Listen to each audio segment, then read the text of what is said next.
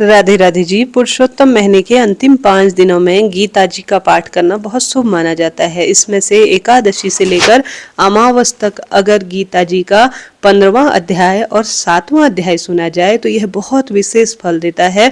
पितरों की प्रसन्नता, श्री नारायण की प्रसन्नता और सदा सर्वदा परिवार में खुशियों के लिए यह श्रेष्ठ पाठ उत्तम माना जाता है। तो इस वीडियो में हम श्रवण करेंगे गीता जी का 15वां और 7वां अध्याय। आरंभ करते हैं, पूरा वीडियो सुने, आनंद आएगा। आरंभ करते हैं। सबसे पहले इसका महत्व जो कि शिव जी द्वारा स्वयं पार्वती को बतलाया गया है उसे पढ़ लेते हैं, फिर 15वां अध्याय सुनेंगे। बस आपसे अनुरोध इतना सा है कि आप पूरा सुनिएगा और प्रभु का नाम कमेंट्स में सुमिरन कीजिएगा। आपके मेरे सभी इष्ट पितृ देवी देवताओं का वंदन करते हुए, पंच देवी देवताओं का ध्यान करते हुए आइए श्रीमद् भगवद गीता के 15वें अध्याय को पढ़ लेते हैं।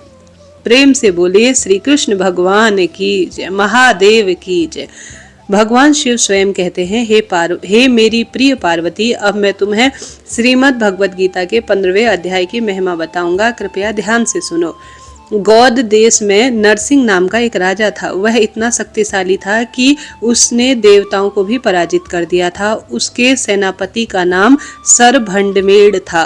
वह बहुत लालची था और राजकुमार के साथ मिलकर उसने राजा को मारकर गौध देश का शासक बनने की योजना बनाई। लेकिन अपनी योजना को अंजाम देने से पहले उसे खूब हैजा हो गया और उसकी मृत्यु शीघ्र ही हो गई। इसके बाद उसने सिंधु नामक देश में घोड़े के रूप में पुनर्जन्म लिया। वह घोड़ा बहुत सुंदर और तेज दौड़ने वाला था। उसने एक पुरस्कार विजेता घोड़े के सर्वश्रेष्ठ गुणों से वह भरपूर था। एक दिन गौध देश के एक बहुत धनी व्यक्ति के पुत्र ने उस घोड़े को देखा और उसे गौध देश के राजा को बेचने के इरादे से खरीदने का निर्णय लिया। घोड़े को खरीदने के बाद वह उसे गौध देश के राजधानी ले गया। शहर पहुंचकर वह सीधे राजा के महल में गया और पहरेदारों से राजा को अपने आगमन की सूचना देने का अनुरोध किया। जब वह राजा के सामने गया तो राजा ने उससे पूछा, आप यहाँ किस लिए आए हैं? उस व्यापारी ने उत्तर दिया, हे महाराज, सिंधु में मुझे एक उत्तम दर्जे का घोड़ा मिला है जिसकी बराबरी पूरे ब्रह्मांड में कहीं भी मुझे नहीं मिल रही है। मैंने इसके लिए बहुत बड़ी रकम भी चुकाई है। राजा ने आदेश दिया, उस घोड़े को तुरंत लाओ। वह घोड़ा तुरंत राजा के सामने लाया गया। राजा ने उसकी उच्च गुणवत्ता देखकर बहुत प्रसन्नता प्रकट की।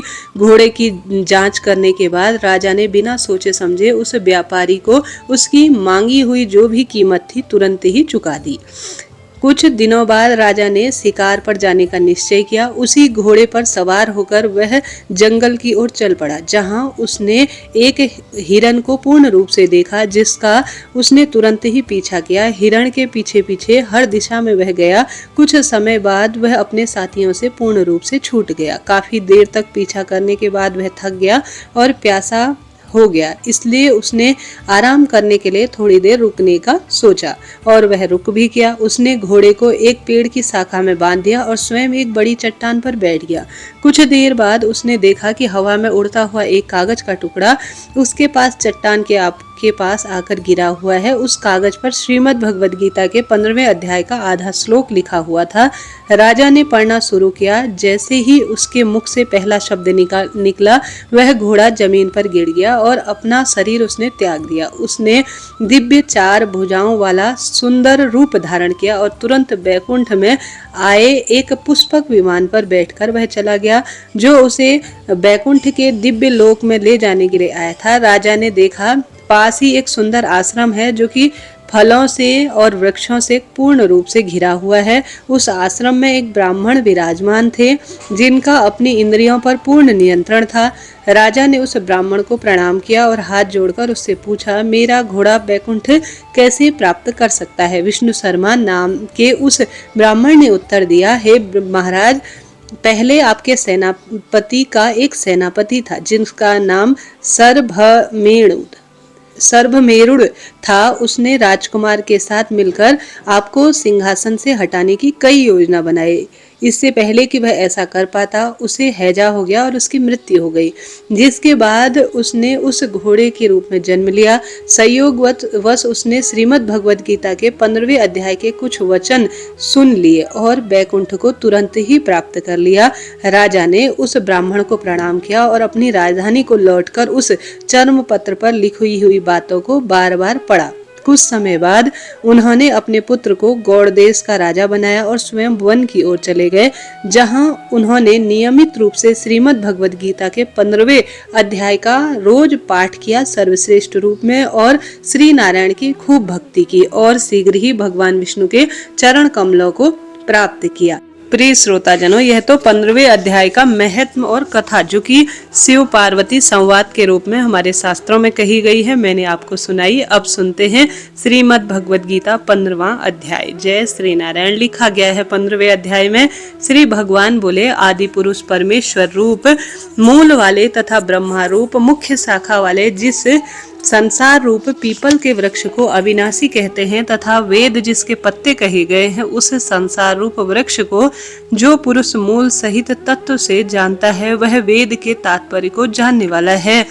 इस संसार वृक्ष की तीनों गुणों रूप वाली जल के द्वारा बड़ी हुई एवं विषय भोग वाली कोपलों वाली देव मनुष्य और त्रियक आदि यौन रूप वाली शाखाएं जिस प्रकार से नीचे से ऊपर की ओर सर्वत्र फैली हुई हैं तथा मनुष्य लोक में कर्मों के अनुसार बांधने वाली अहंता, ममता और वासना रूप जड़ें भी नीचे की ओर सभी रूप में सभी लोक में जिस प्रकार से व्याप्त है, इस संसार वृक्ष का स्वरूप जैसा है वैसा वहाँ चिरकाल में नहीं पाया जाता, क्योंकि न तो इसका कोई आदि है और न ही कोई अंत है और न इसकी अच्छी प्रकार से कोई स्थिति है। इसलिए इस अहंता, ममता और वासना रूप अति दृढ़ मूलों वाले संसार रूप पीपल के वृक्षों को दृढ़ वैराग्य रूप शास्त्र द्वारा काट कर इसके पश्चात उस परम पद रूप परमेश्वर को भली भांति खोजना चाहिए,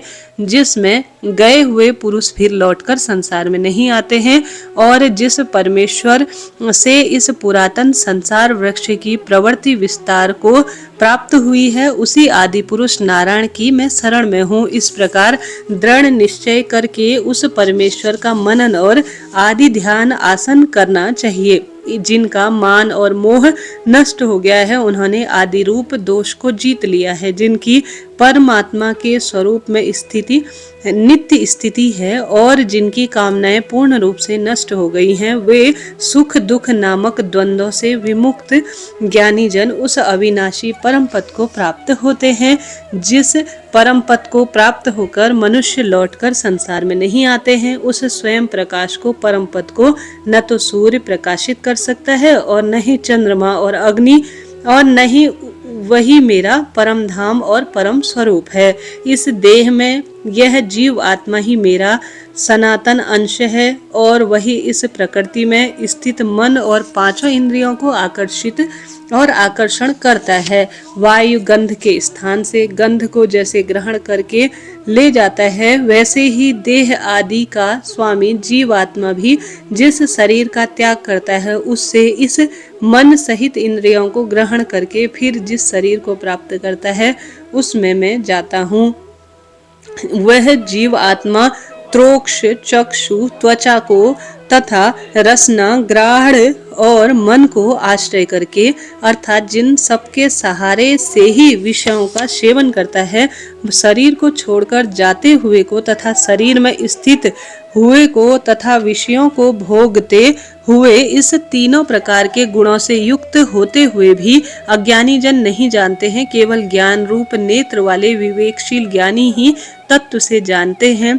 यत्न करने वाले योगी जन भी अपने हृदय में स्थित इस आत्मा को तत्व से जानते हैं, किंतु जिन्होंने अपने अंतःकरण को शुद्ध कर लिया है, ऐसे अज्ञानी जन को यत्न करते रहने पर भी इस आत्मा को नहीं जानते। सूर्य में स्थित जो तेज संपूर्ण जगत को प्रकाशित करता है तथा जो तेज चंद्रमा में है, जो अग्रिम है उसे तू मेरा ही तेज जान। और मैं ही पृथ्वी में प्रवेश करके अपनी शक्ति से सब भूतों को धारण करता हूँ और रस स्वरूप अर्थात अमृतमय चंद्रमा होकर संपूर्ण औषधियों का अर्थात वनस्पतियों को पुष्ट करता हूँ। मैं ही सब प्राणियों के शरीर में स्थित होने वाला प्राण और अनाप से संयुक्त वैष्णक अग्नि रूप होकर 4 प्रकार से अन्न को पचाता हूँ।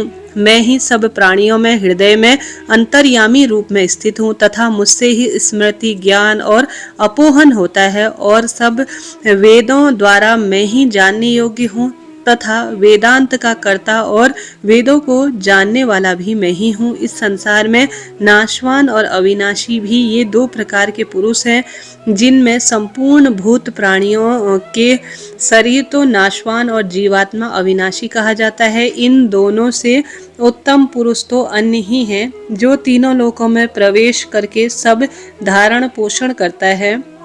एवं अविनाशी परमेश्वर और परमात्मा इस प्रकार कहा गया है, क्योंकि मैं नाशवान जड़ वर्ग क्षेत्र से तो सर्वथा अतीत हूँ और अविनाशी जीवात्मा से भी उत्तम हूँ, इसलिए लोक में और वेद में भी पुरुषोत्तम नाम से मैं प्रसिद्ध हूँ। भारत में जो ज्ञानी पुरुष मुझको इस प्रकार तत्व से पुरुषोत्तम रूप में जानते हैं, वह सर्वज्ञ पुरुष सब प्रकार से निरंतर मुझ वासुदेव को, परमेश्वर को ही पूर्ण रूप से भजते हैं। हे निष्पाप अर्जुन, इस प्रकार यह अति रहस्य युक्त गोपनीय शास्त्र मेरे द्वारा कहा गया है। इसको तत्व से जानकर मनुष्य ज्ञानवान और कृतार्थ हो जाता है। श्रीमद् भगवद गीता 15वां अध्याय समाप्त। प्रिय श्रोताजनों, इस तरह से यह 15वां अध्याय है जो मैंने आपको श्रवण कराया। अब श्री पितृदेवाय नमो नमः। संभव हो तो इसकी एक सरल प्रक्रिया है। आप अपने पास किसी स्थान पर आसन में बैठकर एक जल का लोटा रखें। जल के लोटे में काला तिल, जौ और तुलसी का पत्ता रखें और अपने पितृ देवी देवताओं का ध्यान करें और एक लंबी बत्ती का दीपक जोड़ें और कहें कि हे पितृ देवताओं, आपकी श्रेष्ठ पुनः जो तारण है उसके लिए या मैं आपके मोक्ष के लिए, अधोगति मुक्ति के लिए गीता जी का 7वां अध्याय श्रवण कर रहा हूँ या कर रही हूँ। मेरे इस जो है श्रेष्ठ कार्य को आप स्वीकार कर कर आपकी मुक्ति हो, ऐसी मैं महादेव माँ पार्वती से प्रार्थना करती हूँ। श्री नारायण इस कार्य को करे, ऐसी प्रार्थना करते हुए जब यह आप जल होगा ना, जब गीता जी का 7वां अध्याय सुन लेंगे तो आप दक्षिण दिशा की ओर मुख करते हुए समर्पित कर दीजिएगा। यह सबसे उत्तम प्रक्रिया है और सरल भी है। ऐसा न कर सके तो सामान्य हाथ जोड़कर आप अपने इष्ट पितृ देवी देवताओं का ध्यान कर कर पंच देवताओं का ध्यान करें और उसके बाद आप गीता जी का 7वां अध्याय सुनने की कृपा करें और अपने पूर्वजों के तारण के लिए प्रार्थना करें। अब गीता जी के 7वें अध्याय के बारे में स्वयं महादेव माँ पार्वती को बताते हैं, उसको पहले सुन लेते हैं कि इसका क्या फल मिलता है, फिर हम गीता जी का 7वां अध्याय सुनेंगे। आरंभ करते हैं। श्रीमद् भगवद गीता के 7वें अध्याय का महत्व भगवान शिव बतलाते हैं। हे पार्वती, अब मैं 7वें अध्याय का महत्व बतलाता हूँ, जिसे सुनकर कानों में अमृत राशि भर जाती है। पाटलिपुत्र नाम का एक दुर्गम नगर है, जिसका गोपुर अर्थात द्वार बहुत ही ऊंचा है। उस नगर में शंकुकर्ण नाम का एक ब्राह्मण रहता था। उसने वैश्यावृत्ति का आश्रय लेकर बहुत सारा धन कमाया, किंतु न तो कभी पितरों का तर्पण किया और न ही देवताओं का पूजन किया। वह धन उपार्जन में तत्पर होकर राजाओं को ही भोजन कराया करता था। एक समय की बात है, उस ब्राह्मण ने अपना चौथा विवाह करने के लिए पुत्रों और बांधवों के साथ यात्रा की। मार्ग में आधी रात के समय जब वह सो रहा था, तब एक सर्प ने कहीं से आकर उसका बाह काट लिया। काटते ही उसकी ऐसी अवस्था होगी कि मणि, मंत्र और औषधि आदि से भी उसके शरीर की रक्षा असाध्य जान पड़ रही थी। तत्पश्चात कुछ ही क्षणों में उसके प्राण पखेरु उड़ गए और वह प्रेत बन गया। फिर बहुत समय के बाद जब वह प्रेत सर्प योनि में उत्पन्न हुआ, उसका वित्त धन की वासना में बधा हुआ था। उसने पूर्व वृतांत का स्मरण करके सोचा, मैंने घर के बाहर करोड़ों की संख्या में अपना जो धन गाड़ रखा है, उससे इन पुत्रों को पूर्ण रूप से मैं वंचित कर देता हूँ और स्वयं ही उसकी रक्षा करूंगा। सर्पों की योनियों से पीड़ित होकर पिता एक दिन स्वप्न में अपने पुत्रों के समक्ष भाव विभोर होकर अपने मनोभाव बताता है। तब उसके पुत्रों ने सवेरे उठकर बड़े आश्चर्य के साथ एक दूसरे को स्वप्न की बात कही। उसमें से मझला पुत्र कुदाल हाथ में लेकर घर से निकला और जहां उसके पिता सर्प योनि धारण किए हुए थे, उस स्थान पर गया। यद्यपि उसे धन के स्थान का ठीक ठीक अभाव नहीं था, तो भी उसने चिन्हों का ठीक निश्चय कर धनलोभ बुद्धि से उस बांबी को खोदना आरंभ किया। उस बांबी में बड़ा भयानक सांप हुआ और वह बोला, अरे मूर्ख, तू कौन है, किस लिए आया है, यह बिल क्यों खोद रहा है, किसने तुझे भेजा है, ये सारी बातें मेरे सामने बता। पुत्र बोला, मैं आपका पुत्र हूँ, मेरा नाम शिव है। मैं रात्रि में देखे गए स्वप्न के कारण विस्मित होकर यहाँ स्वर्ण लेने के कौतूहल से आया हूँ। पुत्र की ऐसी वाणी सुनकर वह सांप हंसता हुआ उच्च स्वर में इस प्रकार वचन में स्पष्ट बोला, यदि तू मेरा पुत्र है तो मुझे शीघ्र ही बंधनों से मुक्त कर। मैं अपने पूर्व जन्म के गाड़े हुए धन के लिए ही सर्प योनि में उत्पन्न हुआ हूँ।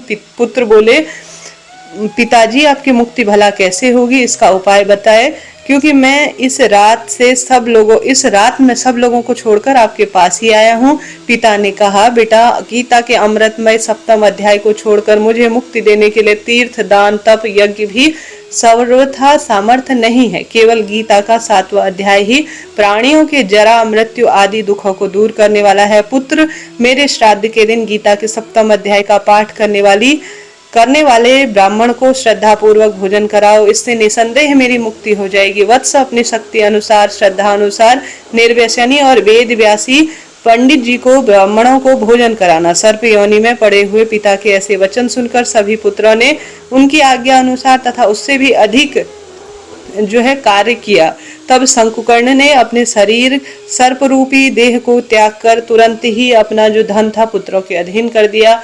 पिता के करोड़ों संख्या में जो धन था आपस में पुत्रों ने बांट लिया और इससे पुत्र भी प्रसन्न हुए। उनकी बुद्धि धर्म परायण हो गई, इसलिए उन्होंने बावड़ी, कुआं, पोखरा, यज्ञ, मंदिर इत्यादि का निर्माण कराया, अन्नशाला भी बनाई। तत्पश्चात गीता जी के 7वें अध्याय का सदा सर्वदा वह जप करते हुए मोक्ष की ओर प्राप्त हुए। हे पार्वती, यह तुम्हें 7वें अध्याय का महत्व सुनाया मैंने, जिससे श्रवण मात्र से सब मानव सब पावतकों से पूर्ण रूप से मुक्त हो जाते हैं। प्रेम से बोलिए शिव शंकर भगवान की जय, माता गौरा की जय। अब आइए गीता जी का 7वां अध्याय हिंदी में सुन लेते हैं। श्री भगवान बोले, हे पार्थ, अनन्य प्रेम से मुझ में आसक्त चित्त और अनन्य भाव से मेरे पारायण होकर योग में लगा हुआ तू जिस प्रकार से संपूर्ण विभूति, बल, ऐश्वर्य आदि से गुणों से तू युक्त है, उस आत्मरूप मुझको संशय रहित जानेगा, उसको सुन। मैं तेरे लिए इस विज्ञान सहित तत्व ज्ञान को संपूर्णतया कहूंगा, जिसको जानकर संसार में फिर कुछ और जानने योग्य शेष नहीं रह जाता है। हजारों मनुष्यों में कोई मेरी प्राप्ति के लिए यत्न करता है और उन यत्न करने वाले योगियों में भी कोई एक मेरे पारायण होकर मुझको तत्व के अर्थात यथार्थ रूप में जानता है। पृथ्वी, जल, अग्नि, वायु, आकाश, मन, बुद्धि और अहंकार भी इस प्रकार यह 8 प्रकार से विभाजित मेरी प्रकृति है। यह 8 प्रकार के भेदों वाली तो अपरा अर्थात मेरी जड़ प्रकृति है।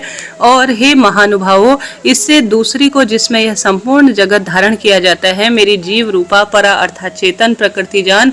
हे अर्जुन, तू ऐसा समझ कि संपूर्ण भूत इन दोनों प्रकृतियों से ही उत्पन्न होने वाला है और मैं संपूर्ण जगत का प्रलभ और प्रलय हूँ, अर्थात संपूर्ण जगत का मूल कारण मैं ही हूँ। हे धनंजय, मुझसे भिन्न दूसरा कोई भी परम कारण नहीं है। यह संपूर्ण जगत सूत्र के सूत्रों के मणियों में सदृश्य मुझको गुथा हुआ तू जान। हे अर्जुन, मैं जल में रस हूँ, चंद्रमा और सूर्य में मैं प्रकाश हूँ, संपूर्ण वेदों में मैं ओंकार हूँ, आकाश में शब्द और पुष्पों में मैं पुरुषों में मैं पुरुष तत्व हूँ। मैं पृथ्वी में पवित्र, गंध में अग्रिम तेज हूँ और संपूर्ण भूतों में मैं उनका जीवन हूँ और तपस्वियों में मैं तप हूँ। हे अर्जुन, तू संपूर्ण भूतों का सनातन बीज मुझको ही जान। मैं बुद्धिमानों की बुद्धि और तेजस्वियों का तेज हूँ। हे भरत श्रेष्ठ, मैं बलवानों का आशिक्त और कामनाओं से रहित बल अर्थात सामर्थ्य हूँ और सब भूतों में धर्म के अनुकूल अर्थात शास्त्र के अनुकूल मैं काम हूँ। और जो भी सत्गुणों से उत्पन्न होने वाले भाव हैं और जो रजोगुणों से तथा तमो गुणों से होने वाले भाव हैं, उन सब को तो मुझसे ही होने वाला है ऐसा जान। परंतु वास्तव में उनमें मैं और वह मुझ में नहीं है। गुणों के कार्य रूप सात्विक, राजस और तामक, इन 3 प्रकार के भावों से यह सारा संसार प्राणी समुदाय मोहित हो रहा है। इसलिए इन 3 गुणों से परे मुझ अविनाशी को नहीं जानता, क्योंकि यह अलौकिक अर्थात अति अद्भुत त्रिगुणमयी मेरी माया ही दुरस्त है, परंतु जो पुरुष केवल मुझको ही भजते हैं वह इस माया का उल्लंघन कर जाते हैं, परंतु संसार से वह पूर्ण रूप से तर ही जाते हैं। माया के द्वारा जिनका ज्ञान हरा जा चुका है, ऐसे आसुर स्वभाव को धारण किए हुए मनुष्य, नीच दूषित कर्म करने वाले मूढ़ लोग मुझको नहीं भजते। हे भरत वंशियों में श्रेष्ठ अर्जुन, उत्तम कर्म वाले अर्थार्थी, आत्र, जिज्ञासु और ज्ञानी, ऐसे 4 प्रकार के भक्तजन मुझको खूब भजते हैं। उनमें नित्य मुझसे एकाकी भाव से स्थित अनन्य भक्ति प्रेम वाला ज्ञानी भक्त मुझे अति उत्तम रूप में प्रिय है, क्योंकि मुझको तत्व से जानने वाले ज्ञानी को मैं अत्यंत प्रिय हूँ और वह ज्ञानी मुझे अत्यंत प्रिय है। ये सभी उदार हैं, परंतु ज्ञानी तो साक्षात मेरा स्वरूप है, ऐसा मेरा मत है, क्योंकि मतगत मन बुद्धि वाला ज्ञानी भक्त अति उत्तम गति स्वरूप मुझ में ही अच्छी प्रकार स्थित है। बहुत जन्मों के अंत के जन्म में तत्व ज्ञान को प्राप्त पुरुष सब कुछ वासुदेव ही है। इस प्रकार जो मुझको भजता है वह महात्मा अत्यंत दुर्लभ हो जाता है। उन भोगों की कामनाओं द्वारा जिनका ज्ञान हरा जा चुका है, वह लोग अपने स्वभाव से प्रेरित होकर उस नियम को धारण करके अन्य देवताओं को भजते हैं, अर्थात पूजते हैं। जो सकाम भक्ति जिस देवता के स्वरूप को श्रद्धा से पूजता है, उस भक्त की श्रद्धा को मैं उसी देवता के प्रति स्थिर कर देता हूँ। वह पुरुष उस श्रद्धा से युक्त होकर उस देवता का पूजन करता है और उस देवता से मेरे द्वारा ही विधान किए हुए उन इच्छित भोगों को निसंदेह प्राप्त कर लेता है, परंतु उन अल्प बुद्धि वालों का वह फल नाशवान है और वे देवताओं को पूजने वाले देवताओं को प्राप्त होते हैं, और मेरे भक्त चाहे मुझे जिस रूप में भी भजे, अंत में वह मुझको प्राप्त होते हैं। बुद्धिहीन पुरुष मेरे अनुत्तर अविनाशी परम भाव को न जानते हुए मन इंद्रियों से परे मुझ सच्चिदानंद परमात्मा को मनुष्य की भांति जन्मकर व्यक्ति भाव को प्राप्त हुआ मानते हैं। अपनी योग माया से छिपा हुआ मैं उनके प्रत्यक्ष नहीं होता हूँ, इसलिए वह ज्ञानी और अज्ञानी जन समुदाय मुझ जन्म रहित अविनाशी परमेश्वर को नहीं जानते, अर्थात मुझको जन्मने और मरने वाला समझते हैं। हे अर्जुन, पूर्व में व्यतीत हुए और वर्तमान में स्थित तथा आगे होने वाले सब भूतों को मैं जानता हूँ, परंतु मुझको कोई भी श्रद्धा भक्ति रहित पुरुष नहीं जानता। हे भरतवंशी श्रेष्ठ, संसार में इच्छा और द्वेष से उत्पन्न सुख दुख आदि द्वंद्व रूप मोह से संपूर्ण प्राणी अत्यंत अज्ञानता को प्राप्त हो रहे हैं, परंतु निष्काम भाव से श्रेष्ठ कर्मों का आचरण करने वाले जिन पुरुषों का पाप नष्ट हो चुका है, वह राग द्वेष जनित द्वंद्व रूप से मोह से मुक्त दृढ़ निश्चयी भक्त मुझको सब प्रकार से भजते हैं। जो मेरे शरण होकर जरा और मरण से छूटने के लिए यत्न करते हैं, वह पुरुष उस ब्रह्मा को, संपूर्ण अध्यात्म को, संपूर्ण कर्म को जानते हैं। जो पुरुष अधिभूत और अधिदैव के रहित तथा अधियज्ञ के सहित सबका आत्मरूप मुझ में अंतःकाल को भी जानते हैं, वह युक्त चित्त वाले पुरुष मुझे जानते हैं, अर्थात पूर्ण प्राप्त हो जाते हैं। हरिओम तत्सत, हरिओम तत्सत। प्रिय श्रोताजनों, यह गीता जी का 7वां अध्याय पूर्ण हुआ।